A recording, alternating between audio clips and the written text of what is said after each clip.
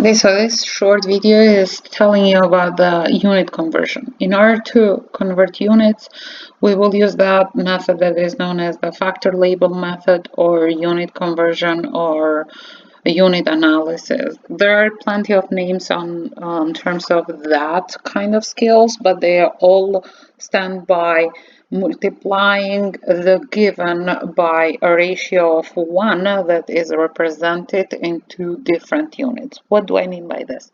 So if we are saying, let's suppose, 1 year, then this is the same as saying 365 days.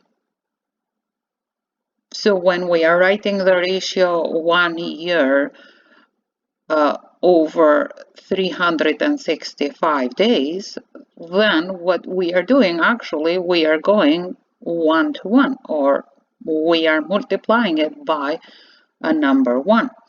So this is what we will do this is what we will use on the unit conversion. This is this principle that we will use on the unit conversion.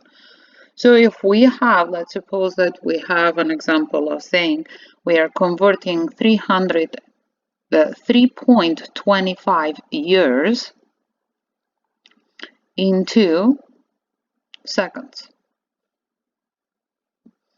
So then we will go step by step from years to days, from days to hours, from hours to seconds by multiplying this to a ratio of 1, but writing it in a way that we will cancel the units. So it will start with 3.25 years. The next step will be to move to days. So now in 1 year we will have 365 days, which means the same thing. In 365 days we will have 1 year. So now the question for you will be, what is the ratio that we're multiplying by? This one here, 1 year over 365, or 365 over 1 year? But what we have to keep in mind here is that we will multiply with that ratio that the prior units are cancelled.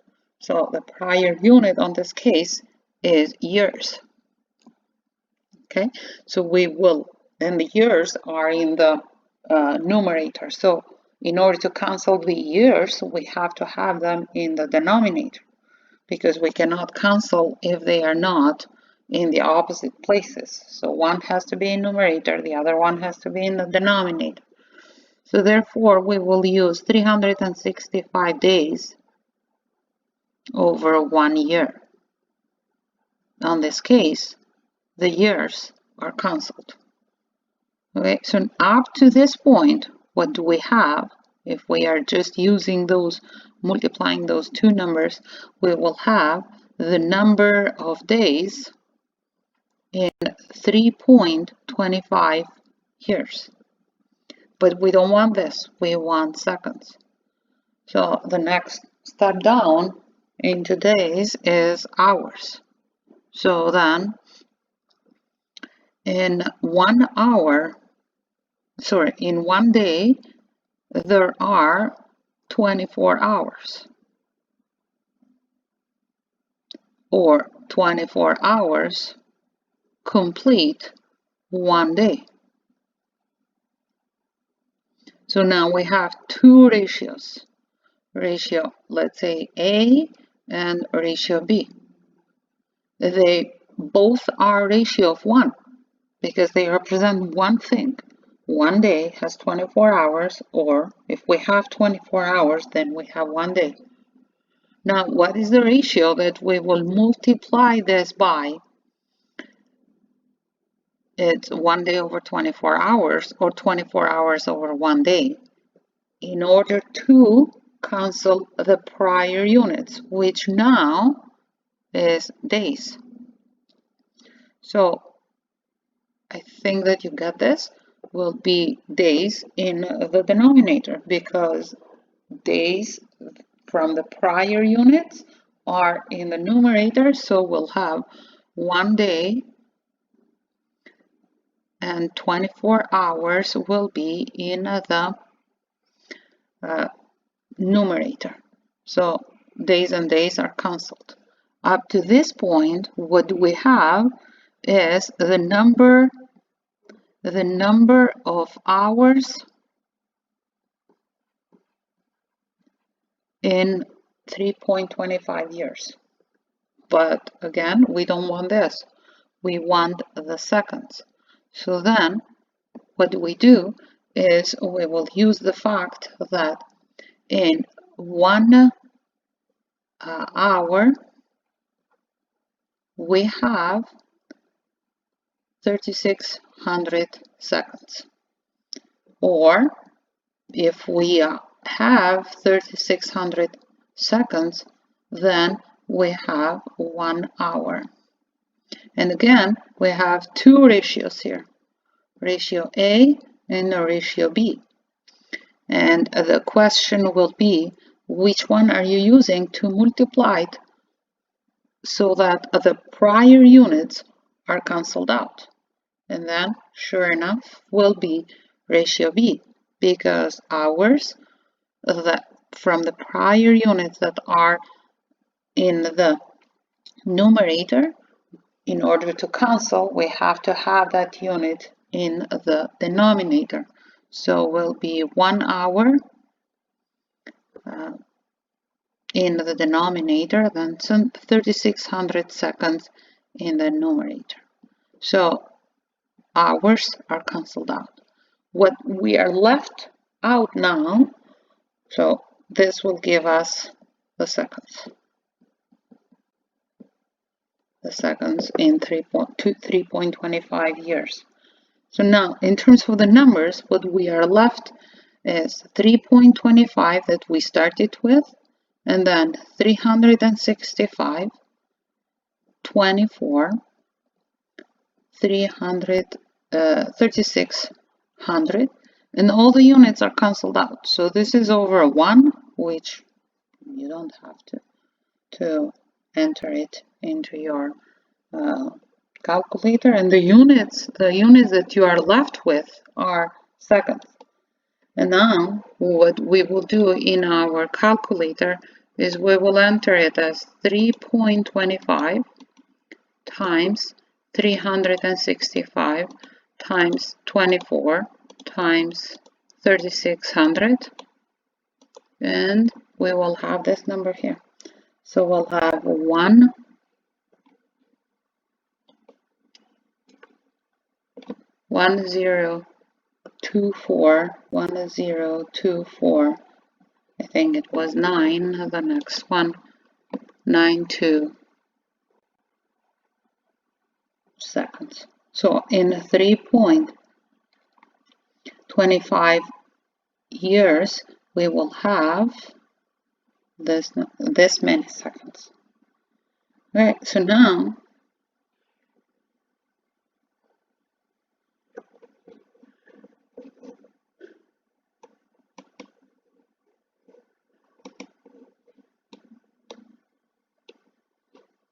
we'll move to another example when we are converting a bit more difficult. When we are converting now meters per seconds into kilometers per hour. So let's suppose that we have 15.6 meters per second, and what we are doing is we are converting it into kilometers per hour. This is very common on physics classes. So again, we'll start with the same logic, even though that we have 2 units to cancel now. So 15 point, okay, no, not this.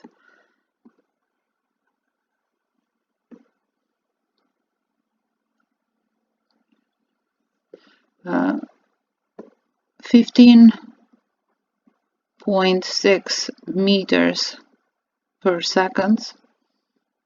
You can write meters per second like this as well.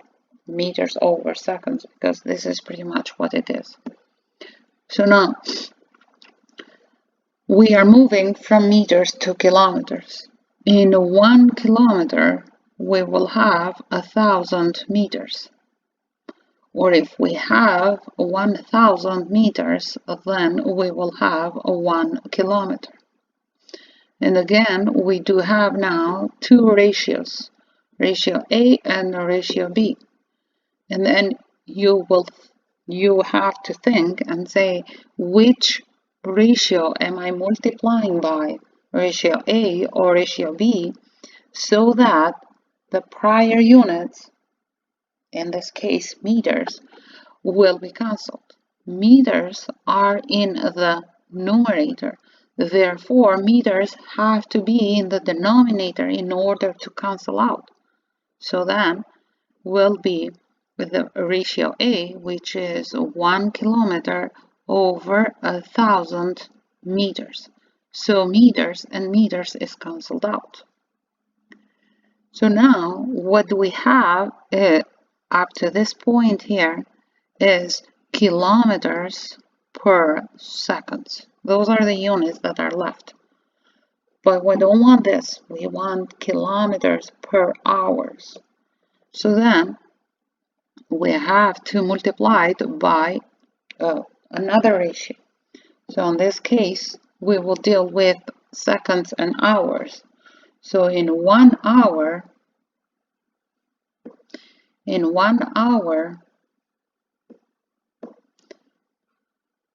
we have 3,600 seconds. Or if we have 3,600 seconds, then we have 1 hour.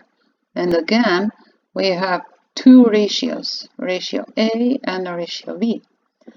So now, which ratio are we multiplying with so that the seconds are cancelled out? Since the seconds on the given, on what is left, is in the denominator, we are looking for the ratio that the seconds are in the numerator, and that ratio is the ratio B.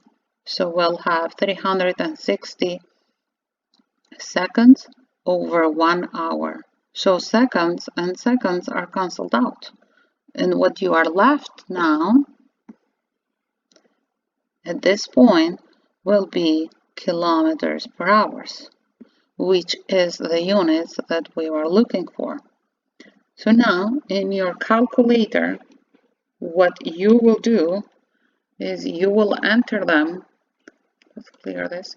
You will enter them as you see it here in your work. And in order to do that, there is a function that you can use. So if you go alpha y, then you will see fractions here. If you choose the first one, then you will see that you will have a fraction like this. So it is 15.6 times 1, which you don't have to write it down, 3,600, and then in the denominator you have 1,000, and click enter. So you will have 56.16. 56.16 kilometers per hour. Now this is with 4 significant digits, but what was given is with 3 significant digits. So then the final answer will be 56.2 kilometers per hour.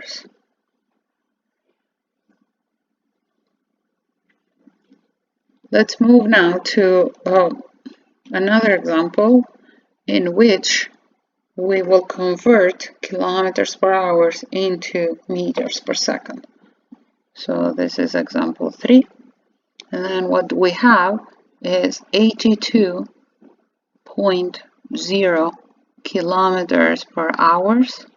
And what we are doing is we are converting them into meters per second. And again, the same logic. We'll start with 82.0